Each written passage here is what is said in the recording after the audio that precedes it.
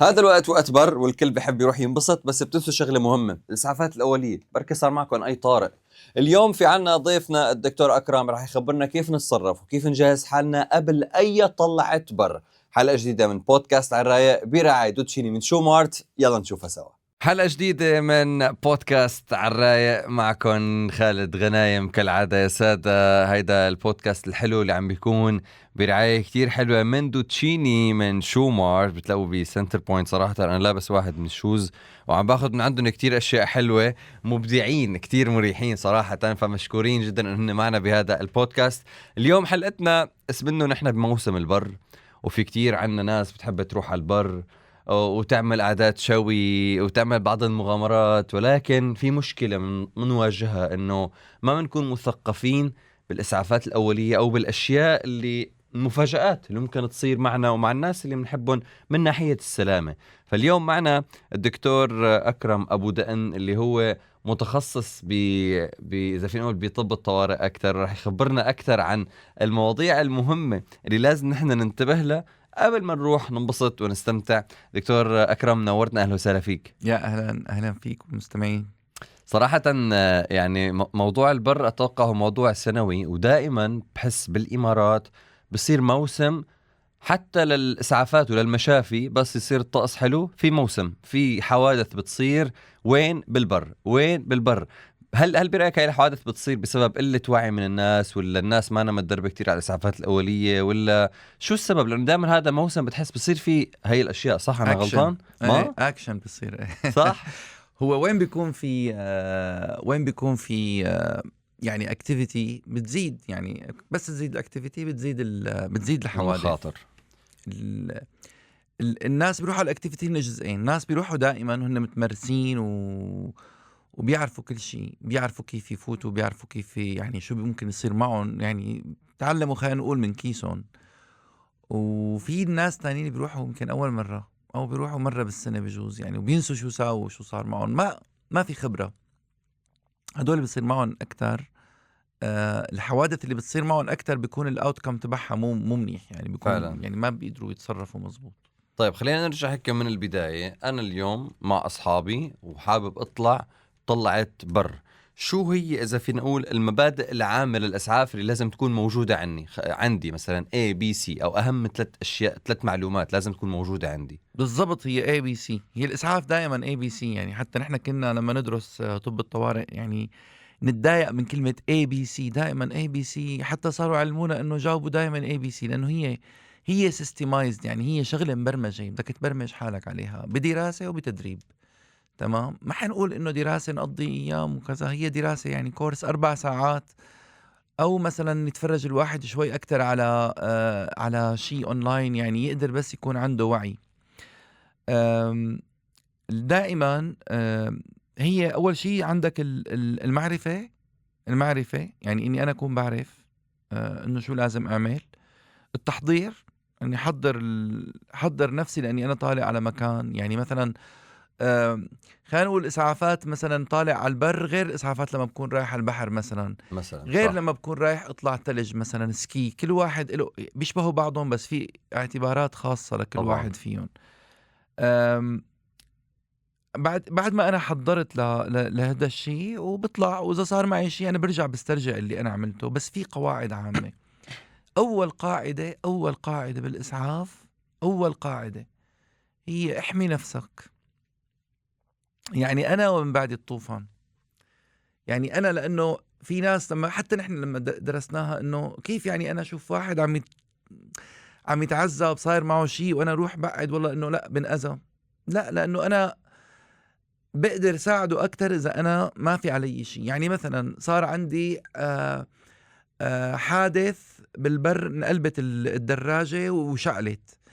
أنا إذا ما عندي تجهيزات التطفاية وقربت وانفجرت، رح يصير أنا والمصاب الثاني. فحتى المصاب إذا عنده فرصة إنه حدا ينقذه، يتصل بالإسعاف، يدل الإسعاف وين هنن، راحت هاي الفرصة.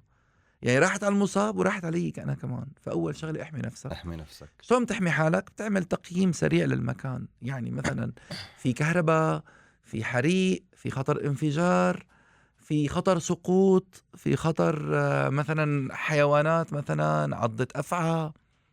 يعني أنا ما فيني روح أنقذ مصاب عضته حية وأنا الحية قدامي وما أعرف أنا أتعامل معها. يمكن تعضني ممكن مثلا. تعضني أنا كمان يعني إيه لك. صح. طيب هي اول وحده، احمي نفسك. اذا بدنا نعطي تماما. لسه شغله مثلا. الثانية واللي هي كتير دائما بينسوها، هي أنت لا تبلش ببروسس الإسعاف بدون ما تطلب المساعدة. والمساعدة نوعين، ممكن تطلب مساعدة مثلا أنت مثلا بالصحراء وفي جنبك جماعة تانيات أو رفقاتك أو الشلة التانية بغير مكان، ممكن تأشر لهم، تنادي لهم، تدق لهم تليفون إنه تعالوا أنا صار معي شيء، بعدين اعمل الإسعاف اللي بدك إياه. بقى هن اوكي. ممكن يتصلوا بالإسعاف، بس الأفضل دائما إنك تتصل بالإسعاف. طبعا. يعني هلا يمكن يعني اعملوا هاللعبة مثلا بينكم وبين حالكم، حافظين رقم الإسعاف إذا صار معكم شيء؟ هي نقطه صح كثير إنه مهمه. حافظينه 90% رح يدقوا للشرطة والشرطة يحولون للإسعاف. صح. تمام. فهاد عرف الأكسس تبعك، عرف أنت وين، عشان إذا حتى بدك تدل الإسعاف حتبعت لهم GPS وحيحددوا الموقع هن، بس يعني أنت كمان عرف أنت وين. تمام. فإذا التأمين المكان وتأمين نفسك، وبعدين تأمين المصاب طبعا، بعدين ال الاتصال بالإسعاف، بعدين بقى بدء الإسعاف. هلا بدء الإسعافات الأولية له علاقة بقد ايه أنت عندك خبرة.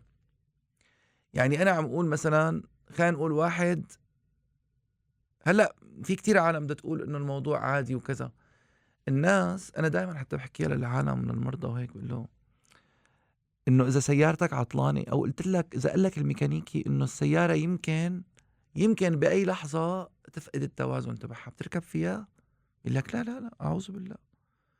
أنا بحط لها السيارة بوديها على الميكانيكي وتقعد يومين وثلاث أيام وأربعة أيام، ممكن استأجر سيارة وعندي سيارة تانية. طب ليه أنت جسمك هو أهم شيء؟ إنه هذا الجسم ليه ما صح. أنت you take care of it، تجهزه من الاساس. جهزه يعني إيه. طيب انا هلا طلعت بر، لازم يكون في معي شنطه اسعافات اوليه. لازم نحكي للناس شو هي الاشياء اللي لازم تكون موجوده بالاسعافات الاوليه اللي طلعت البر حصرا. انا طلعت بر رايح تمام. اشوي مع الشباب، يمكن نطلع دباب، يمكن نخيم نبات لتاني يوم. شو الاشياء اللي لازم تكون موجوده باي حقيبه اسعافات اوليه عندي؟ طيب يعني مثل يعني أول شيء بدها تكون بده يكون في عندي في شغلات لها علاقة بالطب بحقيبة الإسعاف بالمناسبة، وفي أشياء لها علاقة بالإنقاذ يمكن ما حكيناها لما كنا طالعين لايف. اوكي. يعني لازم من شغلات لها علاقة بالإنقاذ أول شيء تكون الحقيبة سهلة الوصول، يعني حتى لونها مميز. ليش مو ديكور هو؟ لأنه وقت تخيل أنت بالعجقة حقيبتك تبع الإسعاف مثل الحقائب الثانية أو مثل الأكياس الثانية، أو حاطط الأغراض كلها بكيس، وصارت حالة الإسعاف وأنت ملبوش. الإنسان لما يصير حالة إسعافية ما عاد مثل ما بتكون هلأ نحن عم ندور صح. على رواق، يعني بكون كتير الموضوع. تركيز ضعيف. فهي ليه بتكون لونها أحمر مثلا أو شيء وعليها فوسفوري وهيك، يعني شيء بيضوي وبيلمع مشان أنت تغري تشوفها. فهي أول شغلة، هي شيء له علاقة بالإنقاذ أو تماما. التكنيكال يعني. اوكي. الشيء الثاني بده يكون فيها، يفضل يكون بقلبها ضوء بيل. بيل. تمام. ويفضل يكون فيها يعني صافرة، يعني صفيرة. اوكي. ما بتعرف يعني، صح. يعني شفتوا تايتانيك الصفيرة هي اللي مثلا. أنقذتهم. صح. صح.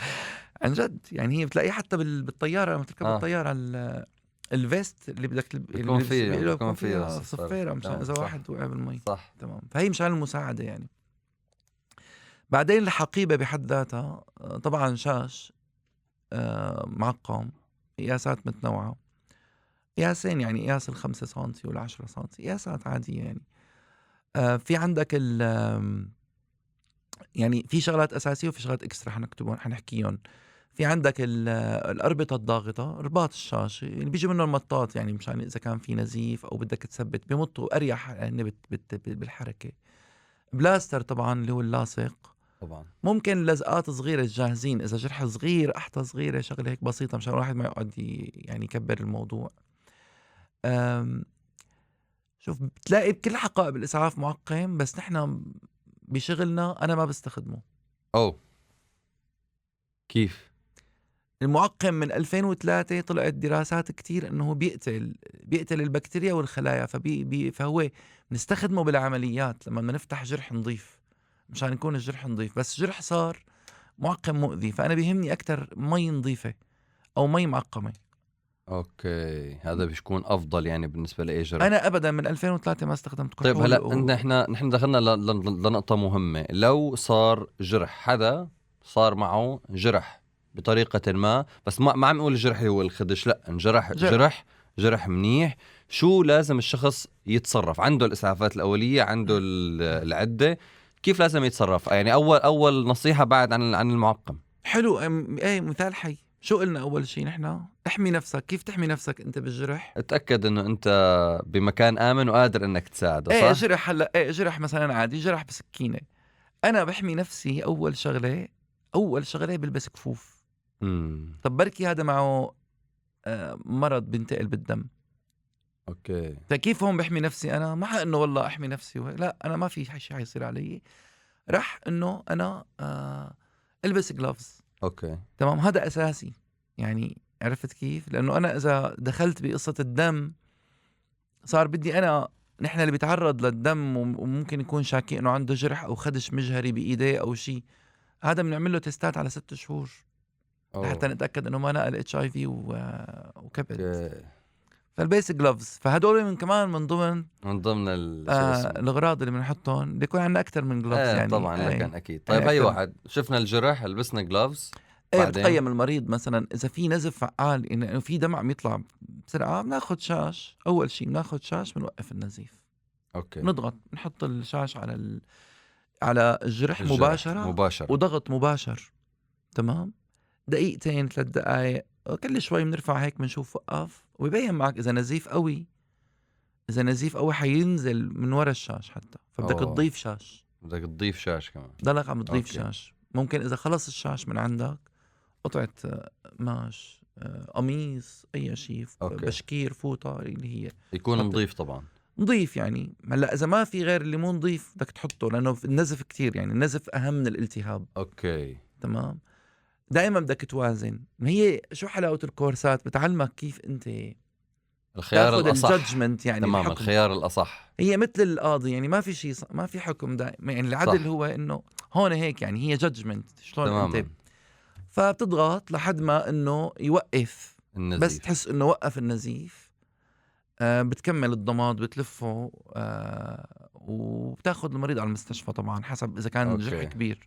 تماما. يعني فهي اهم شغله اذا لو صار في جرح لا سمح الله، انك توقف النزيف بالشاش، تحاول انك تضمده، وبعدين تنقله على المشفى، او ممكن انت طبعا تكون متصل بالاسعاف، يكون الاسعاف اوريدي وصل بما انت عملت هاي القصه. لانه صراحه اوقات الواحد مثل ما قلت وقت الحدث بيتلبك، في ناس ممكن تخاف، ما تعرف شو بدها تعمل. هي نقطه كتير مهمه، انك تكون محافظ على رباطه الجأش مثل ما بيقول بهيك حالات. صح تماما، كتير مهم انك تكون هادي، لانه ضوجانك ما حيأثر شيء على الناتج النهائي. رح يدمر، حيأذي، رح تتخربط، حتنسى. يعني نرجع للنزيف. اذا كان نزيف قوي كتير وانت عم تضغط وعم تلف رباط وعم يكد دم، هذا مريض عم ينزف دم كتير، ممكن يكون قاطع شريان. هون بدك تعمل ربطة بقى، هاي بتشوفوها بقى مثل ما تشوفهم بالافلام وهيك. بدك تربط فوق النزيف، يعني اقرب للجسم. يعني انا الجرح مثلا هون اقرب لجسمي، هون بدك تربط فوق. اوكي، فوق الجرح تربط، تشد شوي العصابة. لو انه ما بفضلها انا اللي مانو متدرب، ممكن انا فوق نفس الجرح جيب رباط الضاغط وشده اكتر. واذا اضطريت ربطت وشديت سواء بحزام او بربطة، بدك تعير الساعة اللي ربطت فيها مشان نعرف قديش صار لك رابط، لانه مشان ما يتموت الطرف. اوكي. بس هذا طبعا هذا لما بنكون الحالات القصوى اللي خلص يعني ما عم بيوقف النزيف ابدا. يعني هون بدبي خلينا نقول اسعاف 7-8 دقائق بيكون واصل يعني غالبا. ايه عندهم يعني عندهم KPI انه ب7-8 دقائق يكونوا واصلين. يعني هاي شغله كتير مهمه. يعني ما بمضطر انت تربط، اعملي الاساسيات. هي عم نحكي بس احيانا اذا شفتوها بموفيز او بشيء، يعني احيانا بنعملها، بيسموها التورنيكيت اللي هي بعيد الشر عن السامعين كلهم. طيب في شغلات تانية بتصير معنا بالبر اوقات، ممكن يصير اصابات عضليه او عظميه. يعني انت ما بتعرف، ممكن تكون الايد انفكشت او الرجل انفكشت وانت ما بتعرف، او كسف انت ايوه تماما. كيف بدك تحدد انه هل هذا او مجرد رض او صار في كسر بالعظم، او ممكن بس في خلينا نقول تمزق اربطه. كيف بدك تعرف الحاله وكيف بدك تسعف الحاله، خصوصا اذا كان اللي وقعان او اللي مضروبه ايده او رجله بوجع كتير كبير، كيف بدك تتصرف معه بالبدايه؟ والله ما بيبين، يعني حتى مع الدكتور يعني صعب إلا إذا كان في يعني في تشوه بالطرف، يعني إذا الطرف اوكي. مبين واضح إنه مايل في تزوي أو في شيء طالع، إيه ممكن نقول هذا هذا كسر. كسر، أو بلشت تسمع فرقعة بقى هون المريض كمان عم يتوجع. اوكي. أنت كمسعف إذا حدا وقع أو انرد وصار في عنده ألم بالطرف، أحسن شيء 3 شغلات. أول شغلة طبعا وأنت عم تهدي المريض بتحط لك من ضمن الحقيبة، يعني إذا واحد هيك حابب إنه يعملها عن جد، في جبائر بتجي طرية عبارة يعني مثل الرول كرتونة، كأنه كرتونة طويلة هيك اوكي. ملفوفة ومغلفة بمادة مثل الفوم، مثل هذا الفوم حلو. مشان ما تأذي الجلد. وهي مليبل، يعني انت بتطوعها كيف ما بدك، بتحطها هيك بتميلها هيك، هي احلى شيء. اذا ما في طبعا قطعة كرتون، قطعة خشب، اي شيء يعني جذع ثبت شجرة فيها. بتلف عليه شوية قطعة قماش وحطه على الطرف، ثبتها على وضعها. يعني ما بدنا يعني حتى أنا مثلا إذا شفت كسر متبدل بالصحراء وما عندي مسكن وأدوية أتعامل فيهم مع المريض، ما ما حرجع له. بتصلح. امم. حرام، إنه كتير وجع قوي، يعني عرفت، كتير وجع قوي. طيب ممكن فضل على حاله انك يوقف قلبه، يعني ممكن اوف. يتباطأ قلبه، ممكن يفوت بصدمة ألمية. فلا، على وضعه ثبته. يفضل انك ترفع الطرف فوق مستوى القلب مشان تخفف التورم. اوكي. صحيح، عم تطلع اذا في خواتم او شيء بالايد تشيلهم، لازم لانه تشيل. اذا ورمت الايد ممكن هدول نفسهم ما نعرف نطلعهم. واذا ما اوه. عرفنا نطلعهم بدنا نصير نقصهم وعود بقى، يعني عرفت كيف. بدنا نشيل الخواتم اذا كانت بالايد، وبدنا نرفع الايد لفوق. امم. فاذا اول شيء التثبيت، رفع الايد لفوق. اذا في عندي ايس يعني تلج، حط شغله ثلج بارده عليه. حتى، يعني ممكن حط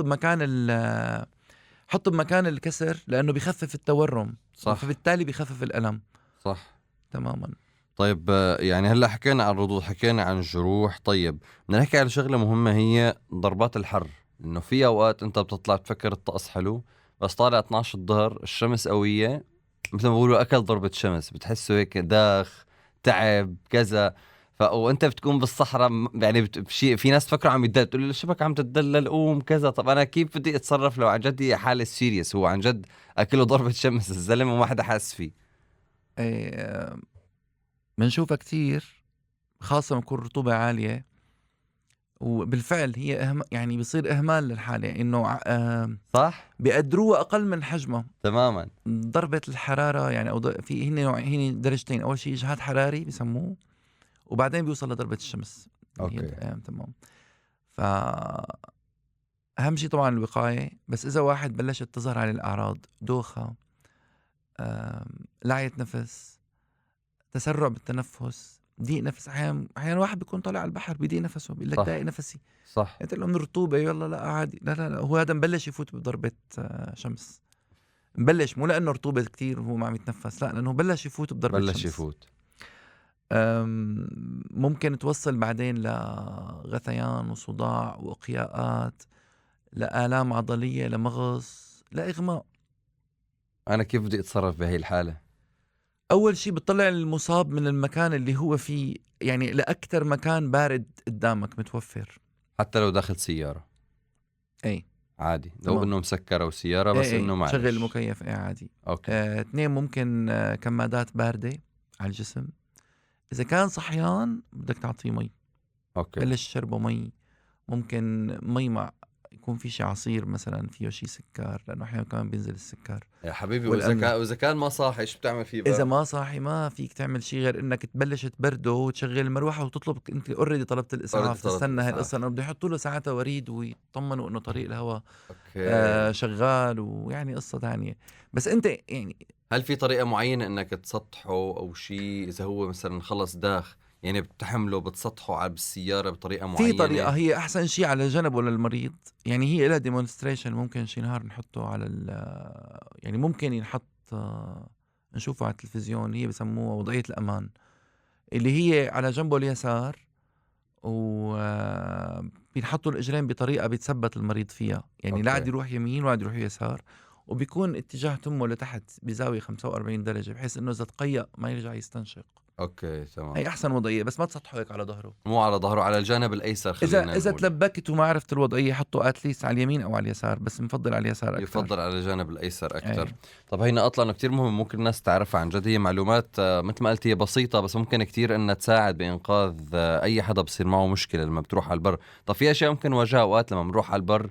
حشرات، ممكن بحالات نادرة نشوف عقرب، ممكن لا سمح الله أفعى. طبعا العقرب والأفعى هي حالات نادرة بس إنه ممكن الغالبية أوقات بيكونوا حشرات، فكيف ممكن نتصرف كمان بهي الحالات اللي نادرا ما تصير بس إنه ممكن يعني؟ إيه اللي بيخيموا إذا في تخييم خاصة يفضل إنه يكون دائما الخيمة فيها مثل شبك ونسكر السحاب مزبوط مشان ما تفوت حشرات. العقرب مو نادر، يعني موجود كتير، يعني عرفت كيف أوكي بالصحراء. إيه. و ممكن الكريمات اللي بتطرد الحشرات، في كريمات معينة بتحطها هي طاردة، يعني بتصير غير مستحب إلها الجلد، بتغير بتغير بكيميائية الجلد، يعني مو إنه ريحة، هي لا، هي كيميائية الجلد بتتغير فما بتقدر ترغب إنه تقرب. هلأ بقى إذا حية أو عقرب لازم نعرف نتصرف، يعني أكيد كل العالم بتصورها إنه لازم أنا أمسك هيك السكينة شق أيوة له عن جد، شق له محل الجرح وبلش إني امتص الدم والسم وبعدين وهذا أربط فوقها. وأربط فوقه. كلهم هدول غلط، كلهم غلط. أوف. وللأسف الإعلام يعني الموفيز بيعززوا هاي القصص إنه هي بطولات، بس هي بتزود هي بتزود المشكلة. بتزود مو إنه لا إنه ما بتعمل شيء، بس إنك لا بتزود المشكلة. طب شو لازم أتصرف؟ آه، أول شيء بدك تأمن على نفسك مثل ما حكينا، تعرف إنه الحية بعيدة كذا ما تقفر، ما شغلتك تروح تقتل الحية وتلحقها، يعني إذا بعد خلص. إذا الحية انقتلت يعني كنت أنت اوريدي اللي انعض قتلها أو أنت قتلتها بهديك اللحظة، فيفضل تحتفظ فيها، بتفيدنا لنعرف إنه شو نوعها وهل هي سامة أو لا. طبعا لهم ملامح، الحية السامة بتكون وشها مضلع، يعني في زوايا كورنرز. الحية أوكي اللي ما بتسام بتكون هيك كلها هيك سحبة واحدة. أوكي. العيون تبع الحية السامة بتكون معين، الحية اللي مو سامة عيونها مدورين مثل عيوننا. أوه، ايه. هي ما بنعرفها. والعضات تبع الحيات، يعني الحية ما بتعض نوعين، عضة جافة ما فيها سم أبدا، بس عضة عادية هي كزاز وعلاج جرح يعني، وعضة سامة بتضغط فيها سم. العضة السامة بتكون يعني كتير متضايقة منك، يعني حدا كتير ضايقها حتى عضته، عم تدافع، يعني آخر شي عندها بدها تعمله إنه تدافع عن نفسها إنه عضته، فبتحقن سم. إذا لقيت حدا عنده، أول شي بدك تخلع نفس الردود، إذا في مجوهرات بالإيد لأنه حتورم أكيد. إذا في شي شادد، إذا في شي شادد بدك تقطعه، تقصه، يعني أوكي بنطلون شد كتير بدك تقصه، مشان ما ندخل بقصة نقص تروية. أوكي. لأنه وقت بصير نقص تروية بالمنطقة، إذا ليش ما بنربط؟ نحن بنقول لا تربط، يعني الربطة، وإذا ربطت إلى مواصفات ربطة الحية بدها تكون كتير خفيفة، يعني بس تقطع التصريف الليمفاوي، ما بدها تقطع التصريف الوريدي ولا بدها تقطع الشريان. بدي شد بحيث انه تمرق اصبعتي تحت الشدة تحت الربطة. فأنا لازم أربط فوق الجرح اذا بس بدي بطريقة لطيفة اذا يعني. بدي اربط بدها تكون الربطة الافضل اني ما اربط، انا الافضل اني ثبت الطرف. كيف يعني؟ نفرض مثلا حية جرحتني مثلا عضت، لنفرض رجلي من تحت مثلا رجلي أو او إيدي. ايدي، اذا الايد او الرجل بخلي الشخص يعني بنفس الوضعية، ممكن حط خشبة، ممكن حط كرتونة حطها هيك وما يثبتها. يحركها، لانه كل ما حركها نشر السم السم أكثر. انغرز هون، يعني هو ما انه والله. ليش عم نقول نحن الواحد ما يمص، يعني هذا يجرح ويمص ويشفط ايه السم انغرز جوات الأنسجة، تمام. حركته للدم وطلعته لفوق باتجاه الجسم إلها علاقة بحركتك، كل ما تحركت كل ما كل ما تحرك الدم ليه إذا الواحد ضل قاعد وحاطط رجليه تحت على كرسي بينمل. بينتفخوا ايه صح. بيتورموا لأنه ما يحرك إجري. إذا حركهم بيطلع الدم لفوق وبيسحب السوائل كلها. نفس الشيء إذا كان في سم بدك تثبت. طبعا أنت اتصلت بالإسعاف، طمنت المصاب لأنه ما في شيء اسمه إنه والله أخذ العضة هلأ ومباشرة صار راح معنا فيها. يعني هي حكي يعني بتاخد وقت شوي.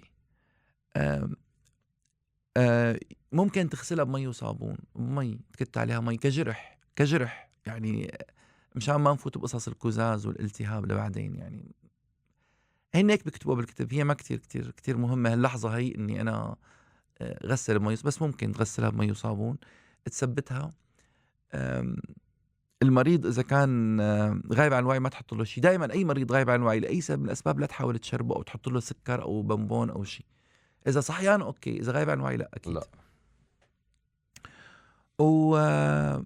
وبس هي الإسعافات تبعها. يعني بكل بساطة لنا شغلتين، بس تأكد أول شيء اتصل بالإسعاف، تأكد إنه أنت محمي، بتخلي بتثبت له إيده بطريقة معينة، بتخليها تكون ثابتة ما تتحرك عشان ما ينتشر السم. ممكن تغسل الجرح وتغسل الجرح، غطي شاشة بس لما ما يجي الإسعاف. يعني كل شيء كنا قايلينه قبل حكي فاضي. لا وقليل تبع إنه اجرح ومصه وبعدين اربطها. يعني. أنا تعاملت كتير مثلا 26 سنة شغل كطبيب طوارئ، يمكن طبقنا ترياق وتعاملنا مع كتير حالات حياة. طبقنا الترياق 2 أو 3 مرات أعتقد. والله أغلبهم بيكونوا جافين أو بتكون جريد صغير، يعني هي 4-5 درجات، فبتكون درجات يعني بأولها ما تحتاج. العقرب أكتر، العقرب شفنا كيسز أكتر، والعقرب بس مشكلته إنه بوجع كتير. أوف، أكتر من الأفعى. كتير بوجع العضة تبعه كتير، يعني مسكن ألم بده يكون كتير قوي. فأنت إذا تعرض حدا لعضة عقرب كمان نفس الشيء تغسيل مثبتة. إذا حطيت تلج كتير منيح بموضوع تلج. عضة العقرب بيخفف شوي الوجع. عضة العقرب مؤلمة جدا، مع إنه هي دبوس. أي بس كتير مؤلم. سبحان الله. وكمان يمكن أذكر مرة واحدة طبقنا ترياق، يعني اللي هو الأنتيدوت، إنه مش بدي بسبب السم يعني. بسبب السم. أي غالبا بيكون إنه خلص عضة عادية جافة غالبا أي. وبترتبوها كجرح يعني. وغالبا ما بيكونوا سامين. في عقارب غير سامة. عقرب السام يعني مثلا الأسود الكبير غالبا بيكون غير سام، تخيل، مع إنه منظره كتير بشع، منظر كتير بخوف. الصغير الأصفر اللي بآخر عقدة من الذيل بتكون آخر عقدة غامقة، هذا سام. وهذا اللي ما بتحس عليه. أي لأنه كتير صغير. أي نعم. طيب نقلك يعني ما شاء الله هيك الوقت معك مرق كتير بسرعة، وعن جد لسه في كتير مواضيع ممكن نحكي فيها، بس بركي بنعمل حلقات لسه أكتر وأكتر. كلمة أخيرة بتحب تقولها لكل الناس اللي عم تسمعك عبر المنصات الرقمية على بودكاست على الرايق؟ الناس اللي عم تسمعنا هلا أكيد هي حابة تطلع على البر، وبتحب تطلع على البر كتير، بتحب المغامرات. نصيحة أخيرة منك كدكتور كطبيب لهيدول الناس. مثل ما حكينا التجهيز وكذا، بس أنا عندي عن جد في عندي شيء يعني تساؤل إنه قدين إحنا بنهتم بكتير تفاصيل، وهذا واقع. وقدين إحنا بنهتم بسياراتنا، بغراضنا، بطلعاتنا، بس يعني أنت وجسمك وأحبابك وأصدقائك والناس اللي بيعزوا عليك لازم تهتم بحالك وتتعلم كيف تهتم بغيرك. الشغلات الأساسية. أنا بالفعل يعني كتير شايف حالات إنه حرام لو كان حدا جنبه بيعرف كيف يتعامل ما كان صار هيك. فعلا. أنا قبل ما نختم بدي أهديك شغلة، هدية حلوة من دوتشيني. ثواني بس نجيب لك إياها إذا فينك هيك. شكرا. فينك تفتحها كمان هيك، شكراً. هدية بسيطة لك. حلو. انت بتعرف اني انا بهتم عارف انت كتير أي. بتحب الفاشن، فدوتشيني حبوا هيك يعطوك هدية صغيرة لك. نقول شكرا كتير لك شكرا لكم. شكرا دوتشيني أكرم، نورتنا، وإلى اللقاء في حلقات قادمة إن شاء الله. شكرا. Thank you. مع السلامة.